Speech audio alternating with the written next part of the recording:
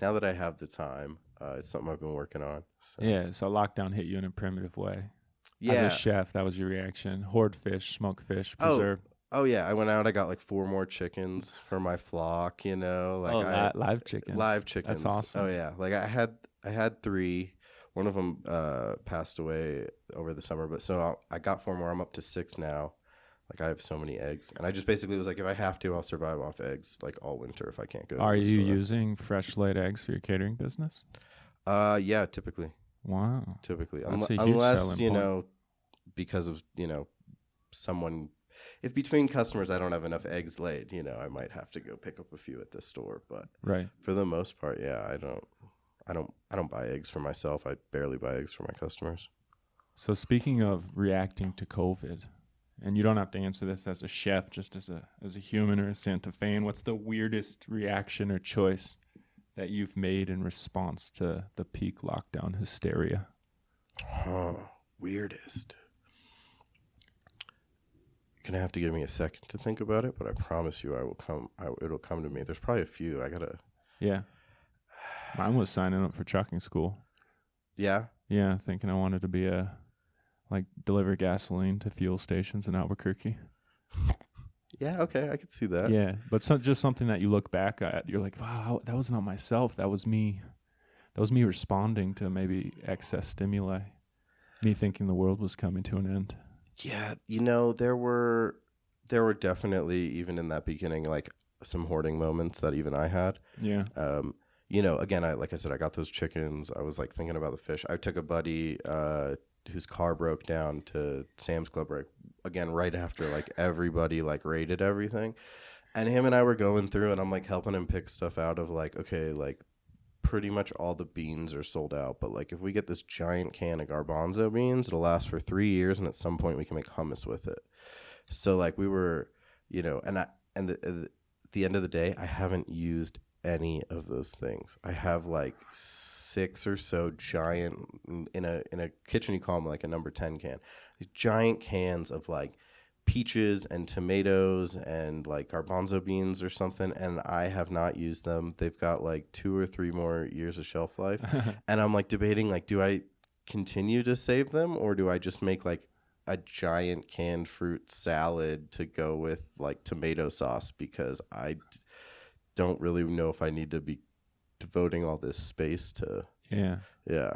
I have like not a number 10 can, but a family size can of diced tomatoes that I'm probably never going to eat. Just because they didn't have full tomatoes that trip. So I got diced tomatoes in a can, which I don't. Well, just come to my cooking class. We'll show you how to use that. Because we do a lot. Like pretty much every recipe has fresh tomatoes or canned tomatoes, because you never know what you're going to get. I love whole peeled tomatoes. I can make my own sauce. Yeah. In a pot that night. Yeah, exactly. Fresh garlic, olives. That was class number 1, basically. Oh, look at me. I'm ready for number 2. There you go. All right. Well, since March 15th, which is when the restaurant I worked at shut down. So that's how I count the beginning of lockdown. What's been your biggest accomplishment? Oh, man. There's a lot. I want to say still being here and like having plans to move forward in life, or you mean being on the earth? Yeah, I mean just like, and like being like, sane, and it's tough on everyone. But I think the biggest accomplishment is like really not giving in to the chaos, to because and we were talking about this before we got on recording, but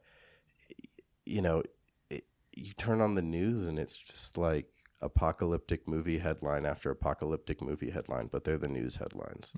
And it's really easy to fall down that. And I have in past times in my life, when times are normal, like been able to fall down the news hole or the social media hole. I think I've done a pretty good job of staying connected with people, but not getting overwhelmed with all of that anxiety out there. Yeah, I deleted Twitter and Facebook this week. Have you deleted any apps? Any cold turkey type stuff? I haven't deleted. I kind of like make rules for myself. So I went through a period over the summer of doing a lot of posts on Facebook on Yeah. my personal page. I think a lot of people did. And I've since kind of, I don't post on my personal page anymore. I really only post business stuff. I don't really comment on anything anymore. I just like stuff. I like things, and I post food photos. Were you giving your 2 cents on the state of the world and the pandemic and stuff, like non-chef on your personal Facebook all summer? I was definitely going in on the police. Okay. I was, that was something that was bugging me. And I was, pro Black Lives Matter for sure, posting just a lot of videos and, stuff that I agree with everything. It's not that I disagree with anything, but I went to like a vigil and a march, and I felt like so much more got accomplished just by like being present there than any of the like posts that I put up on social media really created. So yeah, the posts, social media is like screaming in a glass room or something. Yeah, because I mean, either you get on there and you argue with people that you're never going to agree with, and it just gets nasty, or you create an algorithm and a bubble that only shows you people that you agree with, and, creates kind of another false sense of the world that, like, everyone's just like you and you're, like, part of this mainstream majority, which the truth is like, we're all very different. I don't think there is one mainstream majority in this country anymore. It's we love putting ourselves in groups and labels, but but I just don't, we don't fit into that. And at least I don't feel like I do. I fit a little here into there into a gazillion of them. Well, exactly. Humans themselves are multiplicities. Yeah. You can hold on to multiple conflicting ideas as an individual. So the tribal instinct is probably just to simplify your own psychology, just like wash away the dissonance. And I'm that. Yeah. Let me go on that team. Yeah. And to anyone out there who like really thinks they are, cut and dry something or other, like think about who you were 5 years ago. Ooh. Or like go 4. I like the 4 years because that's like your high school time, your college time. Yeah. Like if you go through like a 4 to 5 year interval and look back, like I guarantee you'll be like, wow, I knew nothing. And then you start to realize like, well, if I knew nothing then and I do this every 5 years and realize I knew nothing 5 years ago, like I got a lot to learn. Let's play that game with the audience. You go first. They'll think about it. I'll think about it. Where were you 4 years ago?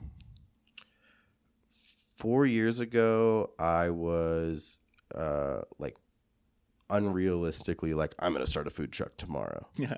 Like I had similar goals and plans, but like just not a realistic timeline, and I think I was,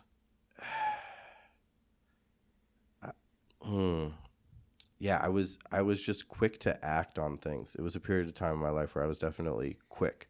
I didn't necessarily like take the time to think about a response or think about an action or something like that. It was a lot of quick movement, a lot of, and I trusted my gut and I still do, but, I move slower now.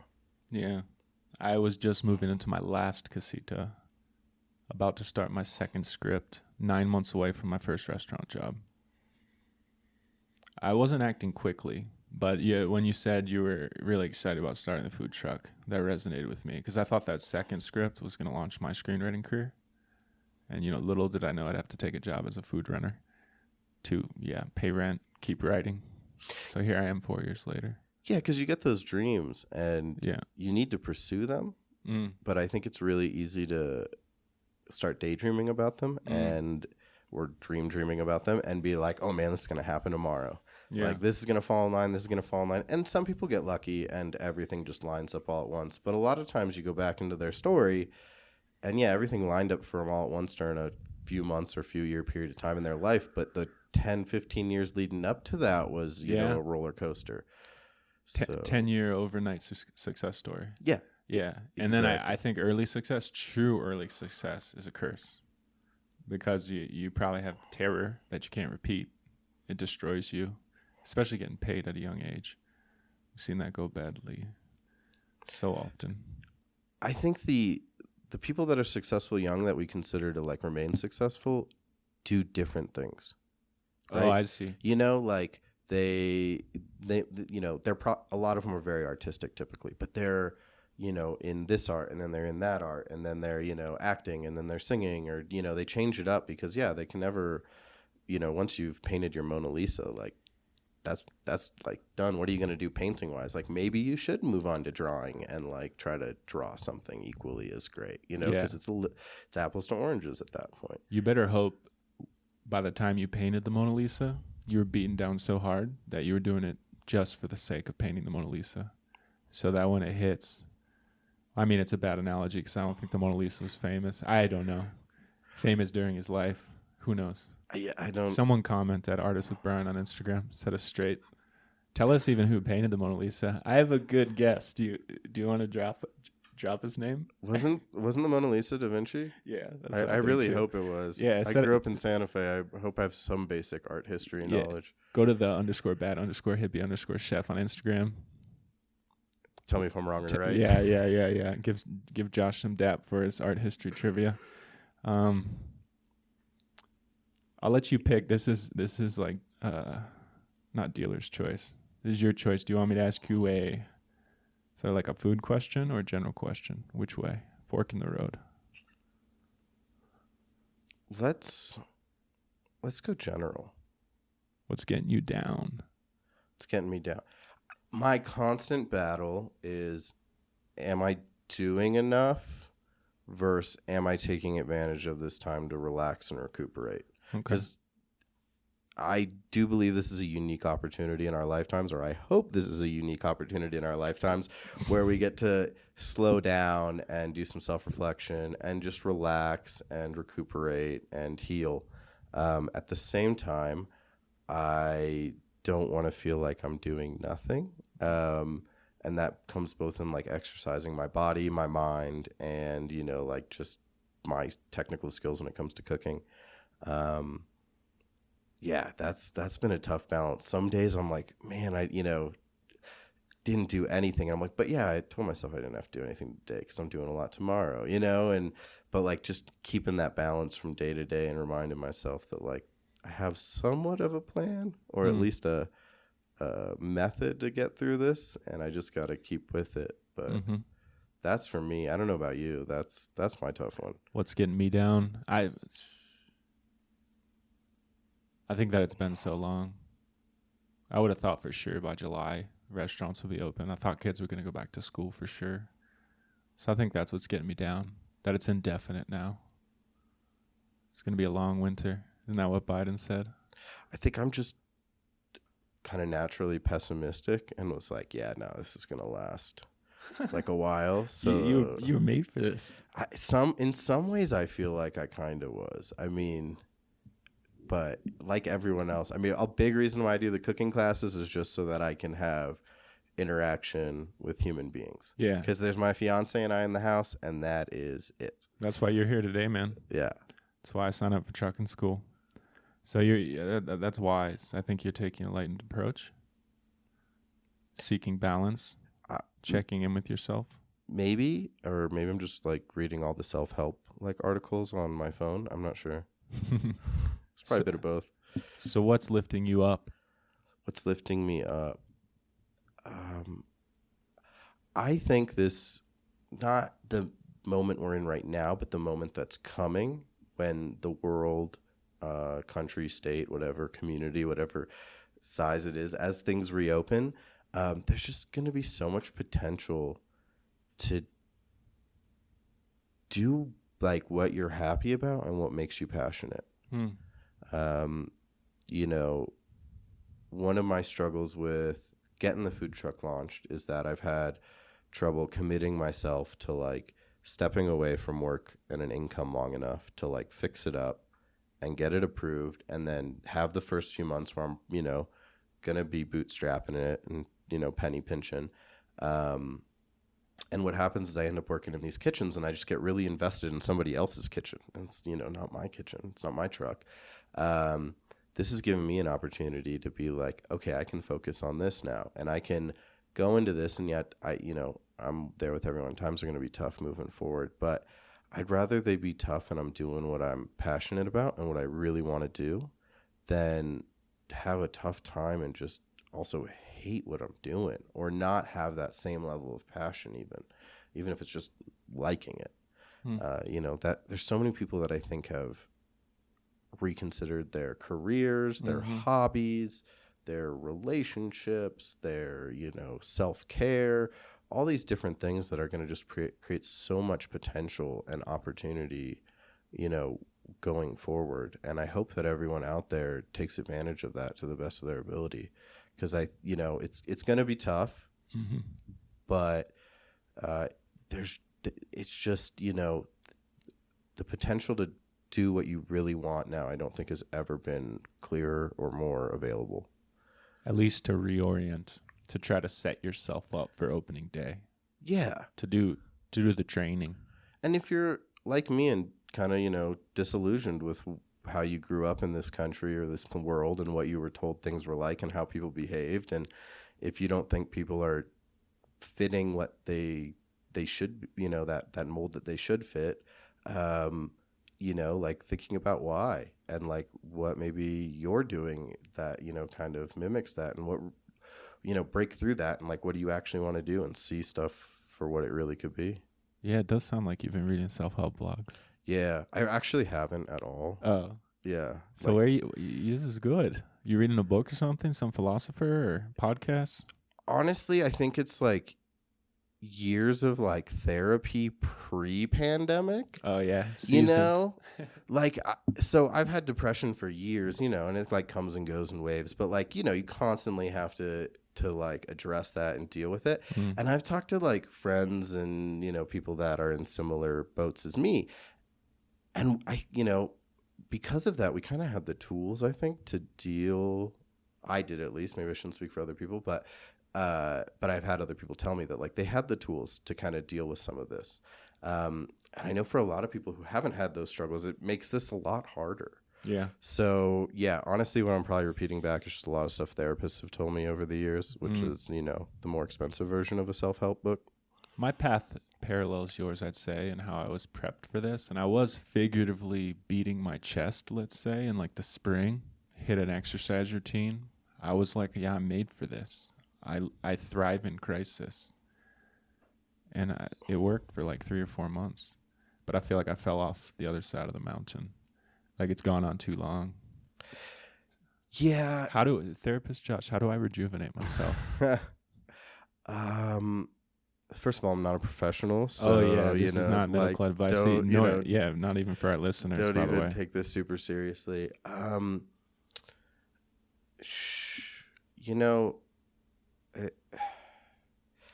A big thing for me has been not to compare myself to other people right now. Right now. I mean, in general, that you probably shouldn't like compare yourself to other people a lot.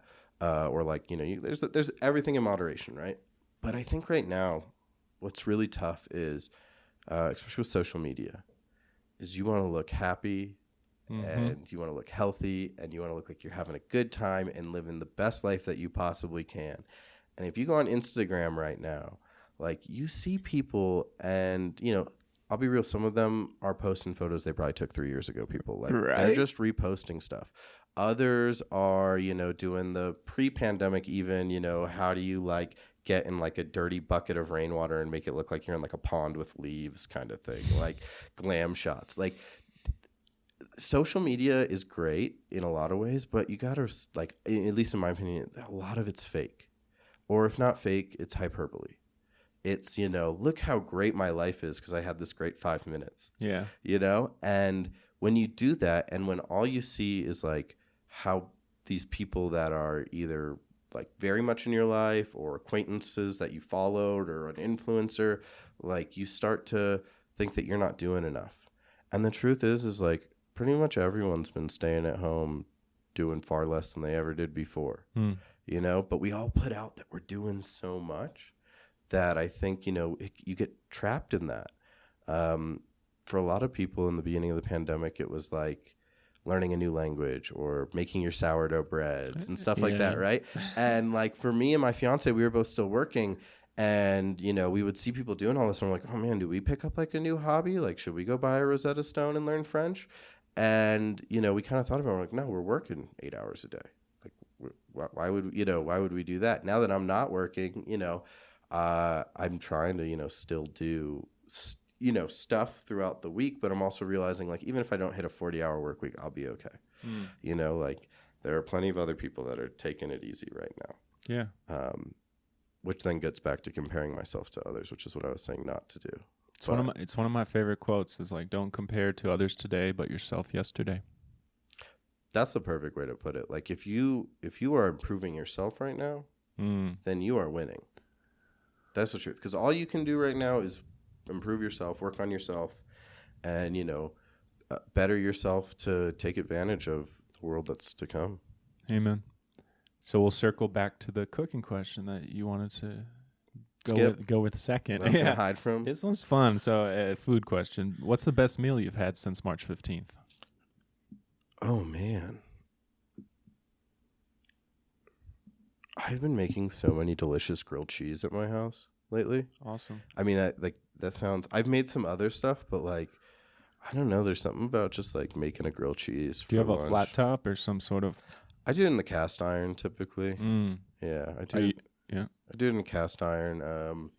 Yeah, that's just a really basic grilled cheese. So butter in the bread, both sides? Chef Tony taught me to use mayonnaise on the outside. No way. So I use mayonnaise on the outside. I don't put anything on the inside. And that is my and just cheese. Just cheese. Not dressing it up at all? Now and then I'll put something in it, but mostly I've just been doing cheese. What type of cheese? I've been getting this white American sliced cheese from Sprouts, and I'm not going to lie, that is amazing. This is good, man. Maybe throw some provolone in there, too, if you're feeling really fancy. This gives me hope. Those are two cheeses I eat. Well, I actually don't eat American cheese, so it really gives me hope. I hadn't eaten American cheese in a very long time, and I was going through the store, and there weren't that many cheeses to choose from that day. So that might have been partially why I grabbed it. But I keep grabbing it ever since. It's been like a month and a half I've been doing the grilled cheese. It's got a really long shelf life. It would be good to stock up before the war. Yeah, it doesn't last that long in my house for sure. Oh, funny. Yeah. The other really good thing I had, this was just today, is I have someone who's been asking me to like regularly cook them turkey and like, mashed potatoes and stuff. Nice. And so I went and I decided to just pick up an extra piece of turkey for myself. So I did like a roasted turkey thigh with some gravy and stuff. And I don't know, it's just simple. It was nice. It was warm. It was homey. It's comfort food. We need comfort right now. Do you know who Dave Chang is? David Chang, the chef? Yeah. Yeah. Momofuku. Yeah, exactly. I wouldn't be able to recall that name. But our listeners might know that he was the first celebrity contestant on Who Wants to Be a Millionaire to win the million. I saw that recently. You did, yeah. He's like, I saw an interview with him. He's like, he's a self-proclaimed like gambler, on verge of addiction. So even though it was a charity, he couldn't help himself. It was worth more for him to basically get all this positive press. I didn't know that. Yeah. So, in the middle of the interview, Momofuku, yeah. Yeah, so it's a brilliant chef talking about to-go food in the pandemic. So you're getting like this amazing wisdom in the to-go food marketplace, and he brought up something really interesting, which might dovetail from delivering turkey to a client. So he said what ships is what people are buying. What maintains its heat and consistency, basically 30 minutes later, when you take it out of the bag or the heat pack, whatever it is, it's almost as though it just came from kitchen to a table. So he said sushi, Chinese, and pizza are crushing it. Yeah. How do you do it with the turkey? What do you do there? So, with this client, they're buying like bulk. So I'm doing, it's one person living on their own, quarantining on their own throughout the pandemic. And so I'm bringing them like a month, like a weekly meal drop with, multiple servings. So they're taking it and reheating it. Okay. So, that's kind of definitely part of it. But yeah, I mean, that was, when I was, working in the kitchen, that was a huge thing, is how do you do like to-go food? And I've seen a lot of reviews out there, getting mad at kitchens. And sometimes it's the kitchen's fault, and I don't want to put anyone on blast, but sometimes it's just the delivery company doesn't know, because these guys are just picking up a package. Well, if they accidentally throw your salad and your burger boxes in the same bag and then bring it to your house, like your salad's going to be wilted and gross. Or a big one people have noticed is your fries are never crispy and your wings are soggy. All that fried food, like it needs to stay like in the air to stay crisp. It usually should be eaten like really quickly. As soon as you like put the box lid on those fries and the steam builds up, you end up with these soggy fries. That's right. And some of it, and some of it's like, how can we design something? I've seen different things. Like, I've seen some places will like poke holes in the box or cut a hole, like a bigger one, so that the air can still get in and the fries stay crisp. That's cool. But then you have some customers who are like, I don't want that at all, because then it opens it up to like potential COVID, right? So you got to like find this balance and figure that all out. I know some restaurants that were well set up to do to go have made more money than they ever have, right? And a lot are struggling, and it's it's tough, and a lot of it comes down to what kind of food travels well. Yeah, shout out to Fuck Him. They're not a sponsor, but I love eating there. And for the last few years, pre-pandemic, they'll give you like 7 different containers for one bowl of pho to go, like broth separate, meat separate, garnish separate. Yeah. So that you get to build it all when you get build it, yep. and it's a banger. You can even put the broth in a pot on the stove. Yeah. And I order the raw beef version. So you reheat the broth, and it's like you're in the table in the restaurant. Yeah. So that's cool. I mean, like, what are you ordering takeout?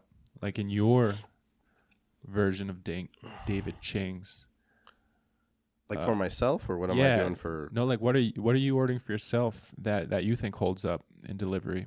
What have you found in town? We have been doing sushi and pizza. What you listed. When we order in food, that's typically what it is. My fiance's also been doing pescatarian since pre-pandemic, so I will say when I leave the house to run that occasional errand, I tend to go through a drive-thru and get a burger. Nice. What? And that kind of I go different places in town. My favorite burger is the double, like 2 patties, 2 cheese at Wendy's, all fresh, never frozen. Do you do the Baconator? No, just I do the Baconator. I get extra pickles. That's what I do. I like to just get the I do the Baconator from Wendy's. Is that 2 patties? It's a double. That's with bacon? 2 patties with bacon and cheese. Yeah. I don't know. Like, it's really greasy. Oh, it's compared to the other fast food chains. Oh yeah. I love it. I mean, that's the thing with like fast food chains. None of them are the same. It's like, depending on what kind of burger you want. Yeah. You got to go to different. If you're going more upscale during the pandemic, drive-through burger, where should our listeners go? If they want to be like Josh, they want to live the life of a chef. See, burgers are one that like a gourmet burger does not travel well. Yeah. Right? Like, a burger that you're supposed to eat medium rare is like very hard to get to where you're going to eat it and have it be medium rare and still be warm. Like, it's either going to be overcooked and hot, or it's going to be like where you need it but like cold. So honestly, I've been doing the fast food drive-through, whether it's a chain or local. That's like the burgers I've been doing, because they always cook them all the way through, right? Like any place that doesn't ask you for the temp of the burger, that's where I'm getting my burgers from right now. Yeah, and their bagging system's already set up. It's already supposed to last 10 to 15 minutes to your destination. That's why McDonald's fries or any place fries come in a like container with an open top, and they give it to you in a paper bag, and they put the fries at the top of the bag, and they never close the bag, or they just fold it so it quickly unfolds once you grab it. We're going to pull this out as a clip. You just blew my mind, because I will stuff napkins over the top of the fries. I'll crumple the bag down to try to make the fries better for my journey home, and I've been screwing up royally. Yeah, you want them like... It's the exact opposite. Yeah. That's awesome. They'll cool off quicker, but they'll stay crunchy and, crisp, which is, I think, what you want. I mean, crisp is the better word for a fry. Yeah, same note, Dave Chang. He says that the best pizza to get right now is Domino's, because they got the delivery and keeping it hot down to a science. They were doing this for 20 years. He's pretty right. Like they had the system in place, you know. The other one I've heard that's like, we don't have that many like restaurants like this. I can think of like Chopsticks, but any of those Asian restaurants, typically they're Asian restaurants where you go and it's like buffet style. They fill up your combo box and then like, you know, and they're holding all that food hot. Like those places have been killing it too because they already had a system where they could quickly make your food. And so at that point, it's just how quick can they get a delivery driver there? And, you know, the amount of time that it takes the delivery driver to make a run, they can make 20 more orders and have them ready for him to go back out. I've heard a lot of them are doing really, really well. Because, you know, like, again, Chopsticks, not a sponsor, but like awesome place in town. Like you go there and, you know, your food was normal. Unless you were asking for a plate for there, you were getting it in a styrofoam, you know, container, or you're getting it in like a plastic bowl with a lid. And, you know, like think about that's to-go food. Like their food is made to travel. And, you know, those noodles are great when they get steamy in there and you get back and it's still moist and warm. Like that's a good food for traveling in that. And they're probably doing something clever like slightly undercooking the noodles so they finish cooking in the box. Or am I crazy? I mean, I probably not because they keep them under those heat lamps, you know, for I'm sure they go through that stuff pretty quick. So I'm not saying like it's under the heat lamp for like, you know, 4 hours, but like, you know, they get that food, it sits out there for probably like 30, 45 minutes before they need to bring the next batch of, you know, lo mein out or whatever it is. Cool. Do you want to go to the clay pot, take a few fan questions? Yeah, let's do it. Yeah, you might remember this. If we get one that seems vaguely familiar from last time you were on the show, we'll go to another one. If you want to submit a question that will go in the clay pot guaranteed, submit it as an iTunes or Spotify review for this podcast. And I will 100% write it down on a slip of paper, put it in the clay pot. You have a chance of getting pulled out on a future episode. So the first fan question for Josh. No, it's definitely. Should I tell the audience what it was, or? Oh man, one was what brought you to Santa Fe. Ooh, I like this one. Someone else got it. What size bed do you sleep in? Queen. Did you get this before? No. Is queen too small? Queen. How you put this? If like we're both sleeping nice and calmly, it's great. If someone has a restless night and a queen, but I think if someone has a restless night and a king, you're probably not gonna have great sleep, you know, as the other person either. So yeah, what I found out about a king, the main difference is rather than being like hand to hand, if there's two people in the bed, you have an extra foot between you, and it's a massive difference. It's 1 inch to 12 inches separation. It's a big deal. That's but I have no problem with the queen.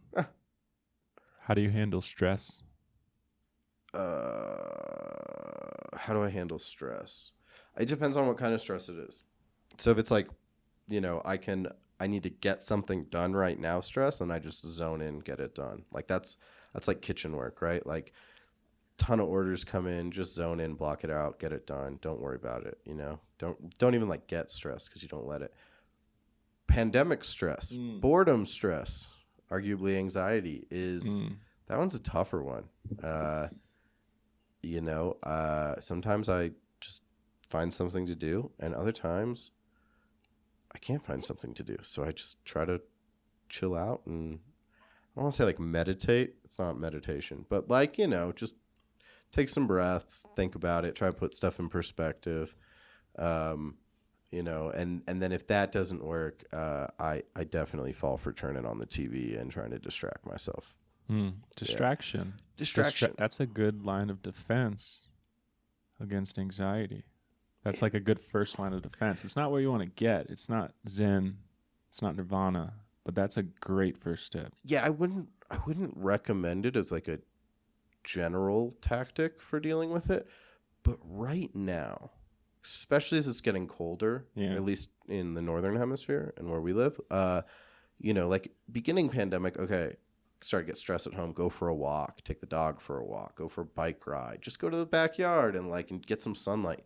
And now it's like, oh man, it's dark. Like it was dark when we sat down to do this. Yeah, dark, cold winter. Yeah, and so at that point, you don't want to go outside. You don't want, you know, do that kind of thing. So It's a unique situation, but turn on that TV, watch a movie.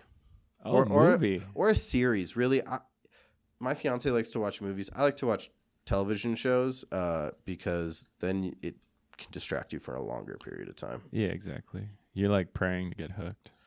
You're like, please let me get addicted. Yeah. Let me care about what this character is doing over the next 8.5 seasons. Yeah, like it must amount to like 250 hours, right? I don't want to know. I don't even know. I don't want to know what probably my Netflix hours are this year. It's probably terrifying. Ooh, this is a winner. Last movie you saw in a theater? Oh, in a theater. Yeah. Oh man. Was it? I think it was the last Star Wars. Rogue One was? No, that was it was Rise of Skywalker, right? Didn't that come out? You know, I'm 2019. Oh, okay. So a year ago. I think it must have been I think summer. it was like Christmas 2019 that it came Christmas. out, right? Okay. I want to say that that's when it came out because I saw it, and then I remember talking to a gentleman, a friend of a friend, who was visiting town and then got stuck in town for a while because of lockdowns and travel restrictions and stuff. So yes, so that must have been the last movie I saw in theaters. Did you see that Violet Crown? I saw it twice. I saw it first time at Violet Crown, and then I went to Regal 14 by myself. Good for you, man. That's how you know a movie's great. Yeah. Maybe, I don't know. I'm a big Star Wars geek, so I kind of have to watch every movie at least twice. Yeah. Well, when I get a DVD in the house, that blows me away. I'll watch it like 3 or 4 or 5 times before I return it in the mail or to the library. Well, and my thing is whenever I'm excited about a movie or like an episode of a show or something like that, or even like a book, the first time I watch it, I'm so hooked into like what's going to happen next. And I want to just like figure out the plot and the start and the ending. And like, I'm really focused on that. But you miss so much. You probably like, as a screenwriter, you probably don't want, like you put a lot of work into the plot and that drives it, but there's so much more into like building a movie and the little things and the little subtleties. So like a lot of times I have to watch it 2 or 3 times because I'm almost like giddy and again, anxious like the first time I watch it. Yeah. And I almost don't relax, but once I know like who's going to die and who's going to survive and all that, then I can like enjoy a little bit more and like appreciate like the actual acting and like the, like set production and things like that I actually really get fascinated by in film. I feel like you're helping me become a better writer. That was beautiful. I love that. Yeah. Couldn't have said it better myself. I've lived through that, but I never consciously thought about it. Yeah. First pass is... Yeah. You're really motivated to know what happens. How does it turn out for the protagonist? Does he get what he always wanted? Does it end in tragedy? Yeah, who dies? And then if it moved you, you go back through because you want to notice all the little stuff. Yeah, and if I really like a movie, it gets better every time you watch it. There's not. That's like a really that like Rise of Skywalker did not do that. Like, I did enjoy it the second time a little more than the first, but I did not have plans to see it a third time in theaters, even pre-pandemic, closing them. Is there one that sticks out, like a Netflix movie or a DVD you saw during lockdown that you rewatched and just aged like wine? Ooh, something that I rewatched. I haven't rewatched that much, to be honest. Okay. The only thing I think I rewatched was Full Metal Alchemist. Like some anime stuff that I had seen way back in the day, and I think like when I watched it, only 3 of the 4 seasons were out, so I rewatched it all so I could see the final. Yeah, I've been catching up on a lot of TV shows that I never watched before. Yeah, I've been in a hole of all those CW like superhero shows, It's like I'm not watching them in the right order at all. I watch like DC Legends first, then The Flash, now The Arrow. Oh, that's cool. They're myths. They're sort of meant to be piecemeal and all interlock as you go. They refer back to each other. There's all these interconnections. Yeah, it's a great escape because it's like you watch and like they do things where like something will happen in one of the stories that doesn't really happen in their story. It happens on screen in one of the other shows, and you're kind of like, oh wow, I saw that. Now that makes sense. Or that's awesome. That's been a helpful distraction. And, it's just catching up on that part of pop culture that I apparently didn't have references to. Very cool. I hope our listeners are catching up on pop culture and rewatching things and enjoying their time locked inside. And hoping winter ends next week and not 4 months from now. Before we say goodbye, what's the number one call to action for the people still hanging out with us to support you, to buy your services, to participate? Where do they go? How do they connect? Instagram's probably the best place to get a hold of me. Okay. So at _bad_hippie_chef. I know I put those underscores in there, but you gotta do something It's to got separate good the rhythm. words. Yeah. So it types better than it and it reads better than it maybe comes out verbally. But that's probably the best place to get a hold of me. You can also email me at badhippiefoods@gmail.com. I got a lot of time on my hands right now. I got friends and family calling me up about random cooking questions a lot. Like I'm totally, right before I came here, my grandma called me about something.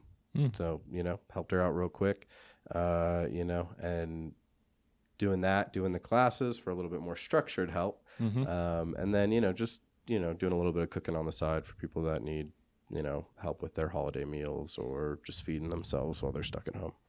Cool. Review this podcast in iTunes or Spotify or wherever you listen. Follow the show's Instagram, Artist with Brian, with spelled out all one word. And go sign up for Josh's cooking class. They're free right now. Get in while that lasts. Yeah. We'll see. We'll see how long they stay free. Cool. That could be forever. Or that could be a couple more weeks. All right. Peace out, everybody. Till next time. Have a good one. Thank you, bud. Thank you.